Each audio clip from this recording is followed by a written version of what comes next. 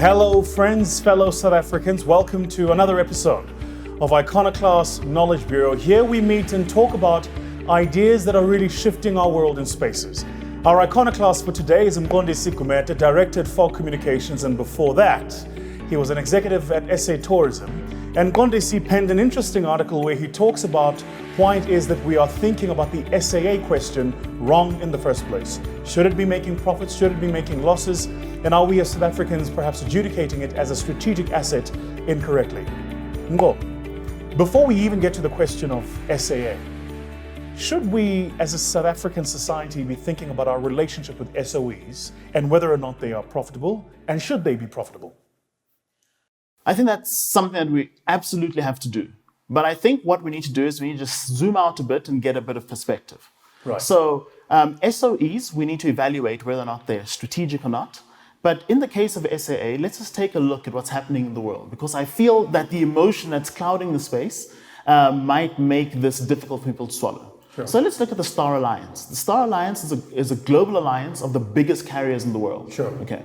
What's interesting about the Star Alliance is that the members of the Star Alliance have received 6.8 billion euros in state funding, bailouts as we call them in South Africa. This begs the question, one, why is South Africa not alone in this? If this is this lunacy that only we choose to do, 680 billion rand. Yeah. Why is that going to other airlines? And why are they in a similar dilemma? This is the first question I think we need to answer before I apply it back here where the heat of emotion might obscure things. The next thing is that there's this idea that it's only third world countries and countries that run irresponsible fiscal policies that do such a thing. And nothing could be further from the truth. So the first thing I need to say is, insofar as airlines are concerned, there is an incredible list of airlines that have received state funding. All right, so there are a couple of names here that you'll know. So Asiana Airlines, $3.3 billion. Air India, $11 billion. $11 billion. Austrian Airlines, Lufthansa is a big name that's known, but also almost every big European carrier, Air France, British Airways, Olympic Airways, Aer Lingus, Alitalia, all of these are the airlines that are receiving state support. The question is, who would spend 680 billion? We're crying about non-existent billions being lost. We'll cover that later. There are no billions that SAA have lost. But why would somebody do this? The answer is quite simple. There's a $7.6 trillion ocean out there called the tourism industry, one of the largest industries in the world. And the cost of entry into that is providing the means for people to access this product. This is why 6.8 billion euro is an incredibly cheap price to the ticket, because 7.6 trillion is the game that we're playing. I see. So let's come back to home with the global perspective of the fact that it's not a South African idiocy, it's not a South African lunacy, it's not something I've made up, it's something governments around the world, and rich ones might I add, are doing to make sure that their countries remain prosperous. Just quickly, I just want to make sure, because what you've now done is you've connected the aviation industry with tourism, and you're creating a one-on-one relationship here. You're saying the only way to get the tourists in is through having an aviation infrastructure. Let me put it to you this way. In 1950, there were only 25 million international air trips. Right? Last year, there was 1.1 billion of them. Right. So all of that is being carried by aviation. It is the de facto way to play in the tourism game, bar none. It's not going to happen with cruise ships. It's not going to happen with trucks. It's not going to happen with taxis. It is going to happen via flights. This is the first thing. The next thing that we've got to look at is that where you're positioned has got everything to do with how people get to you. And where we're positioned, we're even more dependent than ever before, because we can't grab a train from our biggest markets. And so we are even more dependent on aviation than anybody else. Incidentally, two other quick things. Foreign direct investment is something we also really want. The greater the connectivity, the greater the FDI. Two reasons for that. One, executives need to go and see their operations. But secondly, 35% of all cargo on Earth is air cargo. So my ability to move my goods and services after I've set up an operation somewhere is highly dependent on the airplane route networks that exist. But FDI is a small part of this, but a very important part. You wanted to make a point, and maybe let me just lead it this way. So, is South Africa a drain? Is South African Airways a drain on the South African fiscus? The answer to that is no. So, categorically, without any fear of contradiction, there are no lost billions to SAA. So, let's take the narrative that takes place in the media.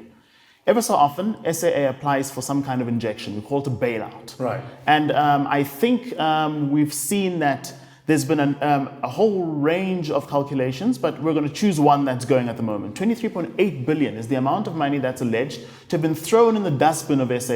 Okay, right. This money goes nowhere, it's just to fund losses. But the reality is, if people were to take the time to read the value-added statement that's in the annual report of SAA every year, what you'll find is that on average, 9% of the turnover of SAA every year gets paid back into the fiscus that gives it the bailout. Right. So let's take a look at this. On a 10-year basis, 23.8 billion is 2.38 billion a year. Right. And on average, if you look at SAA's most recent set of financials, 30 billion rands, 9% of that gives you just on 2.1 billion back into the fiscus. There are a number of other taxes that go along with that, and that would take too much time to get into.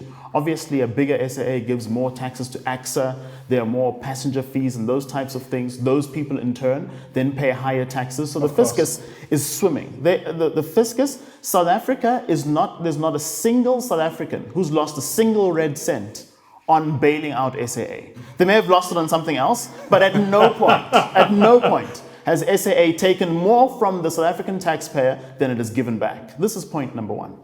We all need to just relax about this thing. There are no lost billions. This is a big point. How do you come about this conclusion is the first question. The second question is, as a finance person, at a financial level, SAA is making losses. Sure. Where are the losses coming from? Okay, so there's two things about this. So I can relate to people. We're all private business people.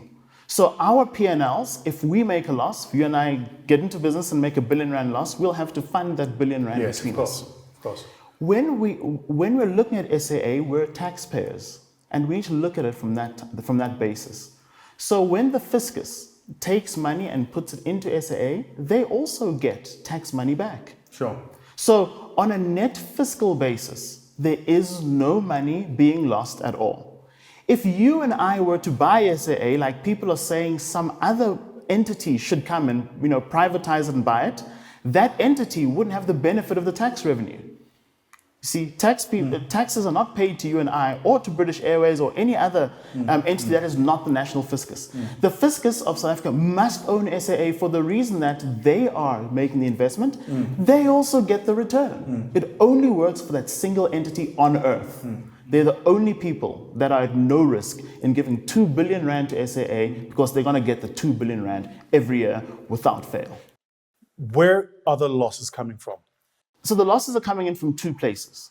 So that SAA makes money regionally, makes money domestically. Right. SAA only loses money internationally. Show us this. So if you look, this is a 5-year segmental review, and you'll see that without exception, from 2012, domestically, that's been the profit contribution. Regionally, that's been the profit contribution. Internationally is where the losses have been happening. Now, the international routes are the one that are losing money. So the question becomes, why just stop flying internationally? Yeah. And here is the point. South Africans are never richer than when SAA makes a big international loss. A big international loss for SAA means that South Africans are making more money from total foreign direct spend in tourism than at any other time. That can't be correct. You are never richer than when SAA makes a bigger loss. Help me understand this. Okay, so there are a number of things. Let's look at this. In terms of tourism, a lot of our tourism spend comes from international tourists that must arrive here somewhere. Okay. There is this idea that if SAA doesn't fly a route, there are thousands of airlines waiting to fly our own loss-making routes. This is not the case. As I explained earlier on, it's the national fiscus, it's the treasury that makes the money of tax revenue, which makes them at no risk to invest in the money. Therefore, no other person is going to take a risk that they're not going to be rewarded for. Not you, not me, not any other entity on earth. This is the first thing. The next thing is that if you look at our air markets, they're the ones that generate the majority of the revenue. A lot of these only come to South Africa via SAA and would not do so if SAA wasn't there. So let's take the most controversial route of them all. So Johannesburg, Beijing was a route that SAA started in 2012. All right. Over the course of its time, I think 2012, 2015, it lost R1 billion. Okay, R1 billion was lost. So if you look at those international losses, Joburg, Beijing is a big part of that. In 2012, 3.1 billion in total foreign direct spend on Chinese tourists was spent in South Africa. 2015, SAA stopped flying. What happened? There's no rush of 50 airlines to come fly the route. Didn't happen. One airline is reluctantly testing the waters. Went from a daily flight to a 3 times weekly. You might think, what's wrong with that? Our revenue drops from 3.1 billion to 1 billion. Who's losing out? It's definitely not the Chinese.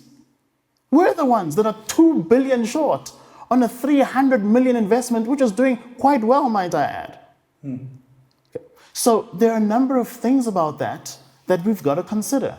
That 300 million loss made us more money than not suffering that loss because we've lost a net of 2 billion. So the issue here is, it seems to me, a reporting issue. It seems that you've got the inflows, which are going into the fiscus, and then part of the inflows going into the real economy because tourists spend in the real economy. Absolutely. But you've got SAA reporting on a separate set of financial statements and never the tweets on meat, right? Sure, you're just looking in the wrong place. It's classic loss leading. So many businesses, and you know in business, if we have a razor company, we'll sell the blades at a loss. Yeah. We want people to use the razor blades. That's the thing. Yeah. So when your razor handles generate you a huge loss, you can look forward to an incredible amount of razor blade sales.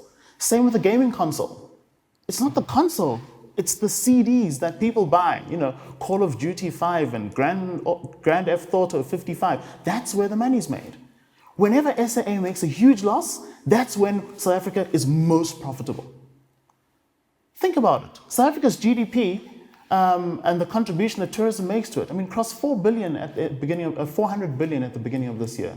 It will be 500 billion by 2020. It's not driving itself. I mean, I know we're thin on time, but there's another narrative out here that speaks about how SAA employees are overpaid. Sure. Is that your view? No. Without any question. First of all, the people that have that view, I would ask them in comparison to what? I've read the annual reports of more airlines than I can care to mention. I can't see any basis for that assertion. But more than that, let's assume that you can find a competitor set which is, supportive of the view. Sure. The point is, aviation employees in this country, all of them, without exception, I'm talking Comair, SAA, SA Express, all of them, have got are 4 times more productive based on gross value added. So they can support the salaries that they have. And there is no evidence to suggest that they're higher than any one of its global peers. Certainly not one that's an appropriate comparison. So I'm a South African, right? You've made the point to me now that, one, you're looking in the wrong place for where the inflows are coming from the expenditure you're incurring. Sure. I get the point. The second point you're making is, it is also not wise for us to go, we only should run profit-making routes. Because by their very nature, profit-making routes attract more competition, and as a function of that, those loss-leading routes also don't feed the other part of the fiscus. But what are the other parts of this argument that I, as a South African, should know? I'm sitting at a Brighton and I'm talking to my friends, and I'm making the point that Nkondisi said, look, we actually should have SAA, we should be running larger financial losses, and we need to look at this problem differently. So the first thing at a Bri is we've got to say this. We've got a friend who's got a ridiculous mansion. He's got drinks on tap. He's got food on tap, and we are quibbling about whether the Uber fare or the taxi fare is something that's worth our while to get to that party. Clearly, we're going to stop looking at the taxi fare as a loss and look at what we stand to gain. Okay. So this is the first thing that we need to do. South Africa has got so many things that people want to see that we should not be quibbling around the transport cost of getting them here. This is the first thing. The next thing is, just imagine there are so many countries out there that do not have what we have. We run around, we've got a mountain that we take for granted that people are happy to pay us to come and see. Why would we prevent them from doing that and making us rich in the process? We don't have to build this thing. We have wildlife, we have beaches, 3,000 kilometers of coastline, we've got there's so many things. So what I'm saying is, we need to stop looking just at the SAA bottom line and look at the entire picture. If you do that, you can see that it makes us incredibly wealthy to enable everyone to come here, spend in our restaurants, spend in our transport companies, spend in our hotels, meet our people, do the things that we want them to do. That's what makes us money. I know you're not a politician, but I'm going to ask you to dabble, if you will, for me, for a minute on matters of the political economy. And that is to ask this. If what you say is true, in preparation for this conversation, I've read a lot of literature for people who I know are intelligent and who I know can find the same facts you and I have found. Why is there a deliberate political message that drives the alternative view? There are a number of things. You've mentioned I'm not a politician. I think that some of the politicians that need to tackle these issues may not have had the benefit of being in the trenches of aviation and those types of things, because there are a number of issues that exist in the aviation space. But beyond that, the SAA story is an exceptional story because it makes us rich. Finally, you made the point earlier about this strategic location. Again, I just want to make sure I understand it. Your argument is, if we were in an environment that is central to the world, easy to access, then you could argue whether or not you need a national carrier that will run loss-leading routes to get the tourists in the first place. Right. But we are not. So as a function of that, we then have to infer upon ourselves the responsibility to get the tourists in so that they can spend in the local environment. Yeah. We need to be doing that 10 times over. And I'll give you let's go further than that. If you look at the example of Turkey, they're in a geographic location which is amazing for aviation. Right. Okay, so Turkish Airlines have got 338 planes, right. SAA only has 60, so it kind of gives you the sense of the size.